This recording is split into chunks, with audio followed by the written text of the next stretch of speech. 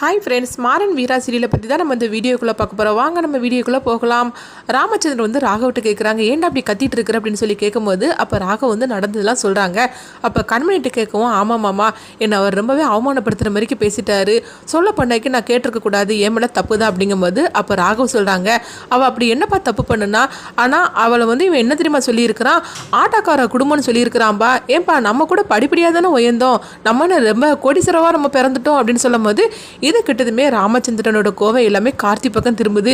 கார்த்தி, நீ என்ன இருந்தாலும் இந்த மாதிரிக்கு கண்மணியை வந்து அவமானப்படுத்துற மாதிரிக்கு பேசிடக்கூடாது, எதுக்காக இப்படி பேசியிருக்கிற அப்படின்னு சொல்லும் போது அப்போ கார்த்தி சொல்கிறாங்க, அப்பா பிஸ்னஸை பற்றி அவங்களுக்கு என்ன தெரியும், பிஸ்னஸை பற்றி தெரியாதவங்க எனக்கு வந்து அட்வைஸ் பண்ணது எனக்கு பிடிக்கல, அது தப்பு தானே அப்படிங்கும்போது என்னடா தப்பு, அது ஒரு தப்பும் கிடையாது, நம்ம வந்து அது ஏற்றுக்கிறதும் ஏற்றுக்காரதும் பொறுத்து தான் இருக்குது, ஏன் பிஸ்னஸை பற்றி தெரியாதவங்க நம்மளுக்கு அட்வைஸ் பண்ணுனா நம்ம கேட்டுக்க கூடாதா என்ன, நீ எந்த ஆட்டோக்கார குடும்பம்னு சொல்லுனது எவ்வளோ பெரிய தப்பு, சொல்ல பொண்ணாக்கி நான் கூட வந்து ரோட்டில் வச்சு தான் அந்த கடையை நான் தொடங்கினேன், அப்படி நான் பிளாட்பாரத்தில் வந்து தொடங்கி தான் இன்றைக்கி இந்த அளவுக்கு நான் இருக்கிறேன், அப்படி இருக்கும்போது நம்ம பணத்தை மட்டும் சம்பாதிக்கணும்னு நினைக்கக்கூடாது, ஃபஸ்ட்டு நம்ம ஆட்களை சம்பாதிக்கணும், அதுக்கப்புறமா தான் பணம் நம்மள்கிட்ட வந்து தன்னால் வந்து சேரும், ஆனால் அதுக்காக நீ வந்து நம்மளுக்கு வந்து யாராவது வந்து அட்வைஸ் பண்ணுனா அதுக்காக நீ இப்படி எடுத்தெறிஞ்சு பேசுனது எவ்வளோ பெரிய தப்பு, அப்படியா இருந்தாலும் கண்மணி உனக்கு யாரு, கண்மணி உன்னுடைய அண்ணி தானே, ஏன் அவங்க பேசுனா நீ வந்து கேட்டுக்க மாட்டியா என்ன அப்படின்னு சொல்லி கேட்கும்போது சொல்ல போனாக்கி கண்மணி இடத்துல நானே இருந்தால் கூட நான் இந்த மாதிரி தான் நான் பேசியிருப்பேன், நான் ஏற்கனவே நீ பிஸ்னஸ் ஆரம்பிக்கும் போது நான் சொன்னேன், கொஞ்ச நாள் நம்ம கடையில் வந்து வேலை பாரு,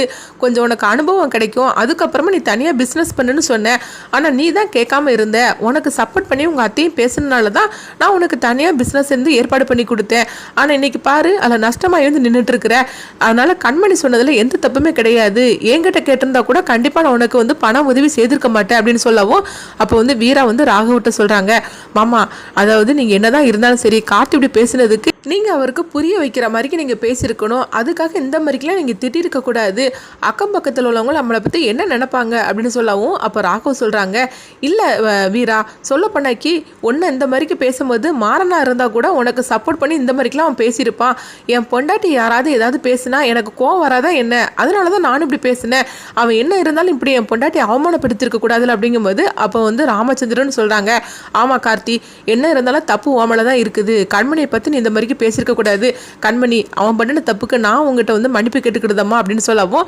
உடனே கண்மணி சொல்கிறாங்க, ஐயோ அப்படிலாம் ஒன்றும் இல்லைம்மாம்மா, ஆனால் வந்து அவர் இப்படி என்கிட்ட எடுத்தெறிஞ்சு பேசிட்டாரா, எனக்கு அதுதான் ரொம்ப கஷ்டமாக இருந்துச்சு, மற்றபடி அவர் என்ன பேசினாலும் நான் கேட்டுட்டு தான் இருந்திருப்பேன் அப்படின்னு கண்மணி ரொம்பவே நல்லவங்க போல் அவங்க பேசிகிட்டு இருக்கிறாங்க. அடுத்து பார்த்தோம்னா ராமச்சந்திரன் சொல்கிறாங்க, கார்த்தி நீ பிஸ்னஸ் பண்ணினதெல்லாம் போகிறோம், கொஞ்ச நாளைக்கு அது நீ தள்ளி வை, கொஞ்ச நாள் நம்ம கடையில் வந்து நீ வேலை பாரு, அப்போ உனக்கு ஒரு அனுபவம் கிடைக்கும், அதனால் நாளையிலேருந்து நம்ம கடையில் வந்து வேலைக்கு ஜாயின் பண்ணிக்கோ அப்படிங்கும்போது கார்த்தியும் சரி அப்படிங்கிறாங்க.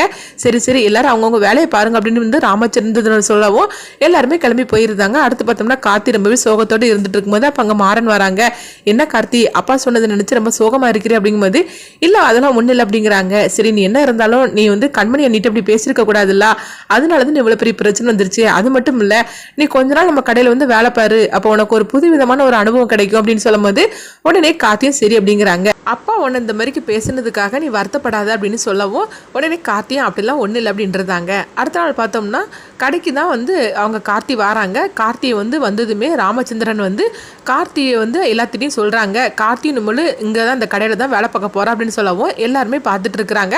அப்போ கார்த்திக்கு என்ன பொறுப்பு அப்படின்னு சொல்லும் போது ராகவிட்ட கொடுத்துருந்த அந்த பொறுப்பை தான் இப்போ நான் கார்த்திகிட்ட கொடுக்க போகிறேன் அப்படின்னு ராமச்சந்திரன் சொல்லவும் இதை கெட்டதுமே கண்மணிக்கு வந்து தூக்கி வாரி போட்டுருச்சுது. ஐயோ இது என்னது இவ்வளோ பெரிய பொறுப்பை தூக்கி கார்த்திகிட்ட கொடுக்குறாரு அப்படின்னு சொல்லிக்கிட்டு கண்மணி அதிர்ச்சி அடைகிறாங்க. அடுத்து பார்த்தோம்னா வீராவுக்கும் ஒரு பெரிய பொறுப்பை கொடுக்குறாங்க. இது கேட்டதுமே கண்மணி ரொம்பவே அதிர்ச்சியோடு இருக்கிறாங்க. அப்போ கண்மணி சொல்கிறாங்க, இல்லை மாமா அது ராகவிட்ட கொடுத்த பொறுப்பை எதுக்காக நீங்கள் கார்த்திக்கு கொடுக்குறீங்க, அது ராகவுக்கிட்டே இருக்கட்டும் அப்படிங்கும்போது இல்லைம்மா ராகவுக்கும் கொஞ்சம் வேலை கம்மியாகும், கார்த்தி அந்த பொறுப்பில் இருந்தால் தான் கரெக்டாக இருக்கும் அப்படின்னு சொல்லவும் கண்மணியால் ஒன்றுமே செய்ய முடியாத ஒரு சூழ்நிலை இருந்துட்டு இருக்கிறாங்க. அடுத்து பார்த்தோம்னா யாருக்கு என்னென்ன பொறுப்புன்னு சொல்கிறாங்க. அப்போ கண்மணிக்கு ராகவுக்குள்ள பொறுப்பு வந்து கொஞ்சம் கம்மியாயிருது. இதை கேட்டதுமே கண்மணி அதிர்ச்சியோடு இருக்கிறாங்க. அடுத்து ராமச்சந்திரன் சொல்கிறாங்க, யாருக்கு என்னென்ன வேலைன்னு சொல்லிட்டோம்ல அந்த வேலையில் நீங்கள் வந்து சின்சியராக ஒர்க் பண்ணுங்க சரின்னு சொல்லவும் உடனே வந்து எல்லாருமே சரி அப்படிங்கிறாங்க. ஆனால் கண்மணி மட்டும் ரொம்பவே கோவத்தோடு இருக்கிறாங்க. அடுத்து ராமச்சந்திரன் அங்கேருந்து கிளம்பி போகவும் அப்போ கண்மணி வந்து ஒரு இடத்துல இருந்து யோசனை பண்ணிட்டு இருக்கும்போது அங்கே ராகவ் வராங்க. என்ன கண்மணி எதுக்காக இங்கே நின்றுட்டு இருக்கிற அப்படிங்கும்போது இல்லைங்க மாமா தப்பு பண்ணிட்டாரு அப்படிங்கிறாங்க. ஏன் என்ன சொல்கிற அப்படிங்கும்போது ஆமாம் என்னதான் இருந்தாலும் உங்கள் பொறுப்பை தூக்கி அவர் கார்த்திகை கொடுத்துருக்க கூடாது அப்படிங்கும்போது என்ன எனக்கு வேலை கொஞ்சம் பாதி ஆயிரும்ல எனக்கு நல்லது தானே செய்திருக்காரு அப்படிங்கும்போது என்னங்க சொல்லிட்டு இருக்கிறீங்க நீங்கள் வந்து உங்களுக்கு எல்லா பொறுப்பு இருந்தால் தான் நீங்கள் என்ன முடிவு பண்ணனாலும் எல்லாரும் அமைதியாக இருப்பாங்க. இப்போ பாருங்க உங்களுடைய பொறுப்பை தூக்கி இப்போ கார்த்திகிட்ட கொடுத்துட்டாரு. இப்போ நீங்கள் ஏதாவது சொன்னால் யாராவது மதிப்பாங்களா உங்களை யாருமே மதிக்க மாட்டாங்க. நீங்கள் சொன்னாதான் ஏதாவது நடக்குமா ஒன்றும் நடக்க போகிறது கிடையாது. இப்போ வந்து 3ஆவது மனுஷன் மாதிரி தான் நீங்கள் ஆயிட்டீங்க அப்படின்னு சொல்லவும் இதை கேட்டதுமே ராகவ் அதிர்ச்சி அடைகிறாங்க. என்ன கண்மணி சொல்ற அப்படிங்கும்போது ஆமாங்க இப்போ நம்ம 2 பேரையும் டம்மி ஆக்கிட்டு போயிட்டாரு உங்க அப்பா அப்படின்னு சொல்லும் போது இதை கிட்டதுமே ராகவுக்கு வந்து அப்பதான் புரிய வருது. ஆமா நீ சொன்னதெல்லாம் உண்மைதான் கண்மணி அப்படிங்கிறாங்க. இந்த மாதிரி நடந்துட்டு இருக்கு. அடுத்து பார்த்தோம்னா ராமச்சந்திரனுக்கு கார் ஓட்டுறாங்களா டிரைவர் அவங்க வந்து கடைக்குள்ள வராங்க. அப்ப வேலை செய்துட்டு இருக்கிற அந்த பொண்ணை பார்த்துட்டு உன்னுடைய நம்பரை கூட நான் உனக்கு ஃபோன் பண்ணுவேன் அப்படின்னு சொல்லவும் இதை கிட்டதுமே அந்த பொண்ணு வந்து முறைச்சு பார்த்துட்டு இருக்கிறாங்க. அப்போ மாறன் அங்கே வராங்க.